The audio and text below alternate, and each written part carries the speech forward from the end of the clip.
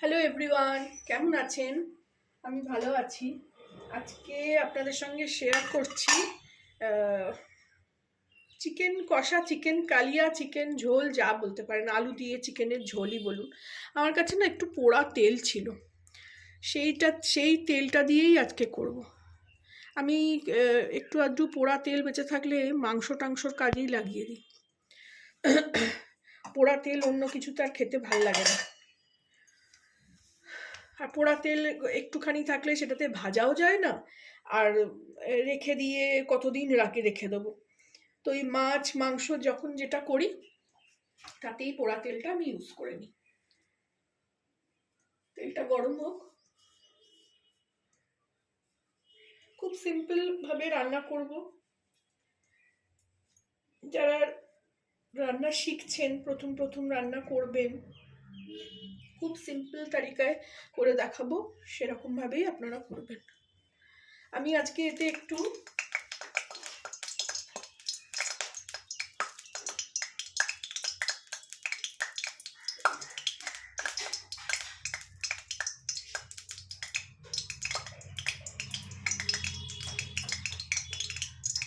গরম মশলা ফোড়ন দেবো।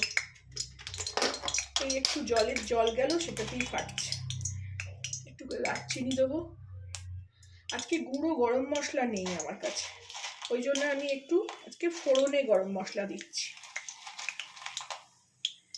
4টে লবঙ্গ দেবো আর 4টে ছোট এলাচ দেবো। আপনারা যদি জিরে ফোড়ন খান সেটাও দিতে পারেন। আমি মাংসে সবসময় জিরে ফোড়ন দিই না।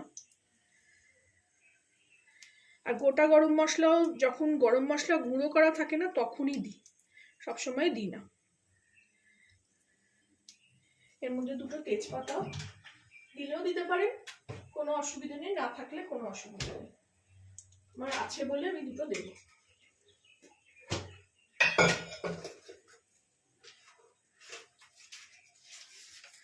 এরমভাবে ছিঁড়ে দিয়ে দেবো 2টো তেজপাতা।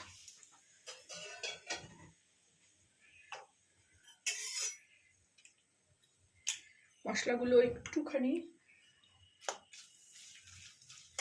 ভাজা হলে আমি পেঁয়াজটা ছেড়ে দেবো। পেঁয়াজটাও খুব পাতলা পাতলা করে স্লাইস করে নিই।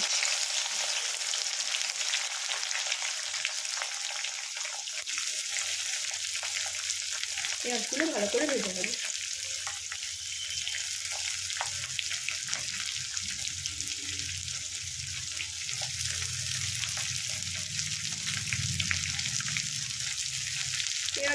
পেঁয়াজ দেওয়ার সঙ্গে সঙ্গে একটু নুন ছড়িয়ে দিলে পেঁয়াজগুলো তাড়াতাড়ি ভাজাও হয় আর গলেও যায়, আর ভালো গ্রেভি তৈরি হয়। আমি একটু নুন দিয়ে দেবো।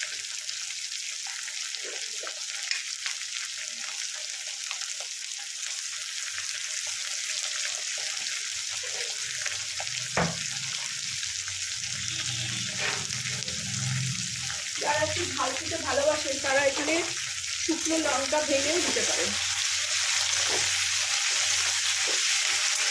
কিন্তু ঝালটা বেশি না খাওয়াই ভালো। আমি এখানে ফোড়ন যেহেতু হয়ে গেল, আমি এবারে তেজপাতাগুলো তুলে নেব। তেজপাতাগুলোর আর কোনো কাজ নেই, শুধু এই একটু বন্ধ হলো। আর একটাও আছে,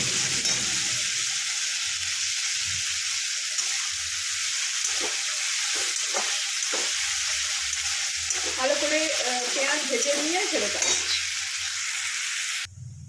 দেখুন পেঁয়াজ বেশ ভালো ভাজা হয়ে গেছে। আমি এরকম একটু চেপে চেপে ভেঙে ভেঙে আর একটু ভেজে কেটে দিলাম, জিনিসটাকে গুঁড়িয়ে দিলাম। তো এরপরে আমি এতে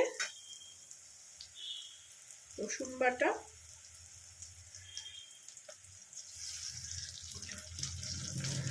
আদা বাটা,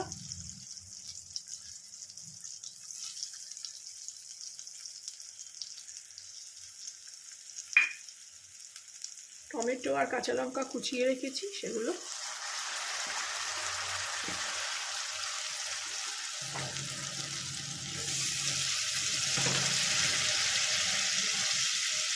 দিয়ে ভালো করে নাড়িয়ে দিই, তারপরে শুকনো মশলা অ্যাড করব।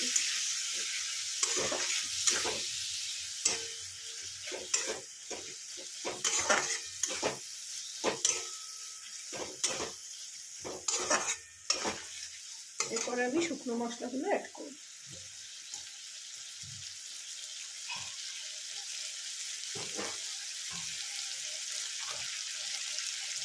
এখানে দেবো হলুদ,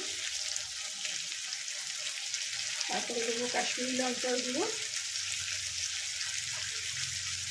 একটু লাল লাল দেখতে হবে, আর একটু ধনে গুঁড়ো। আজকে যেহেতু গরম মশলা নেই, সেহেতু আমি একটু ধনে জিরে গুঁড়ো বেশ ভালো করে দিয়ে করি। জিরে গুঁড়োটা আমি একটু পরে দেবো। আর এখানে দিলাম স্বাদ মতো চিনি।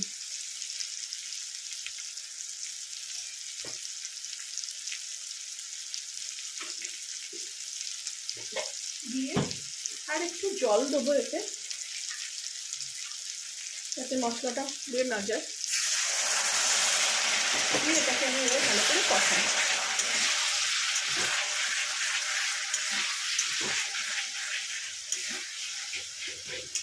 এটাকে কষিয়ে নিয়ে আমি ফেরত আসছি।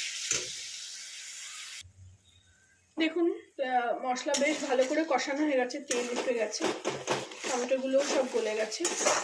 এই সময় আমি মাংসটা দিয়ে দেবো। মাংসটা আমি ভালো করে ধুয়ে নুন আর গোলমরিচ মাখিয়ে রেখেছিলাম। আমি এক এক সময় এক এক রকম, যখন যেটা হাতের কাছে পাই। নুনটা তো লাগাই, গোলমরিচটা কখনো অপশনাল, কখনো লাগাই কখনো লাগাই না।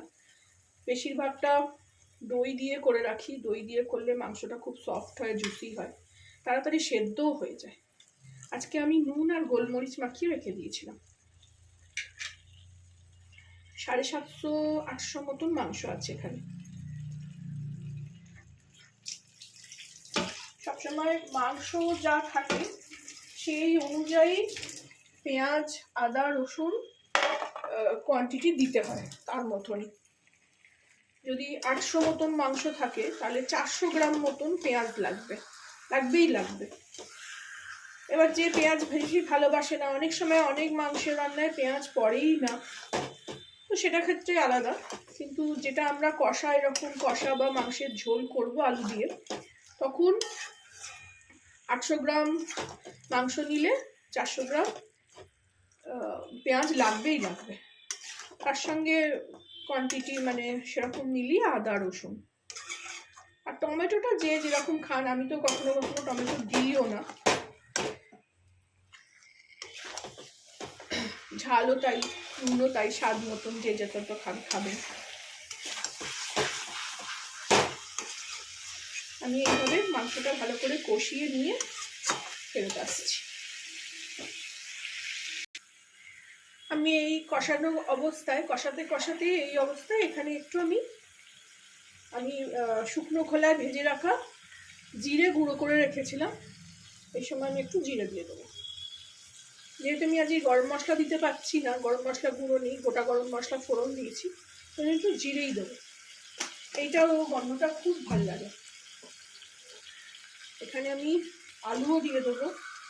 আলুটা একটু আমি ভাপিয়ে রেখেছি, একদম কাঁচা নয়।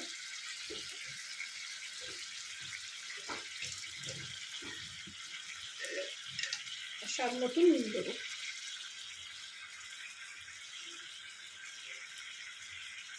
নুন মাংসেও মাখানো ছিল, পেঁয়াজ ভাজতে গিয়েও দিয়েছি, তো এখন আর দেবো না, আর লাগবেও না। এবার আমি এতে অল্প জল দেবো।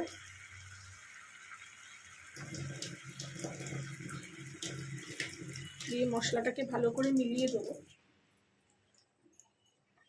জিরে গুঁড়ো আর নুনটাকে। খুব সুন্দর গন্ধ আসছে।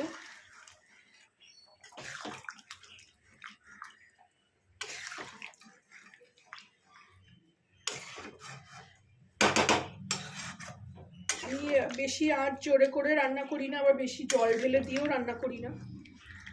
টাইম নিয়ে ধীরে সুস্থে আমার রান্না হয়। আর তাই জন্য খেতেও খুব ভালো হয়। এটা আমার শাশুড়ির থেকে শেখা, যে রান্না সব সময় ভাপে ভাপে ঢাকা দিয়ে দিয়ে করতে হয়।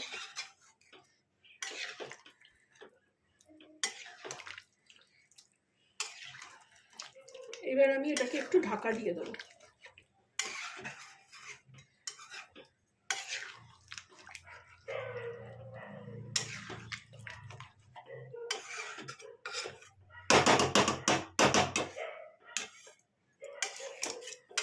করে এবার একটু ঢাকা দিয়ে দেবো।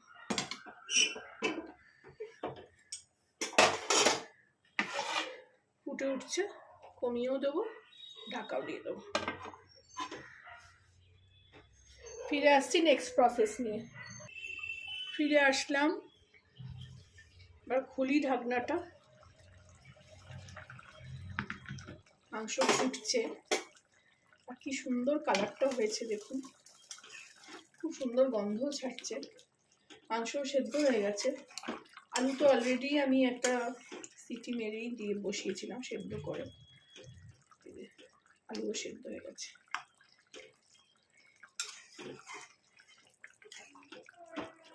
আপনারাও এইভাবে খাবেন, কম মশলা, কম তেলে, কম ঝালে। কম মশলায় খেলে শরীর স্বাস্থ্য সবই ভালো থাকে। তাও আজকে আমার একটু তেল বেশি হয়ে গেছে, যেহেতু পোড়া তেলটা ছিল। এইভাবে রান্না করে খাবেন, আমাকে জানাবেন কেমন লাগলো। কোনো সাজেশন থাকলে সেটাও জানাবেন, আমি ফলো করার চেষ্টা করব। ভালো লাগলে আমার চ্যানেলটাকে একটা লাইক, শেয়ার অ্যান্ড সাবস্ক্রাইব করে দেবেন। Thank you for watching.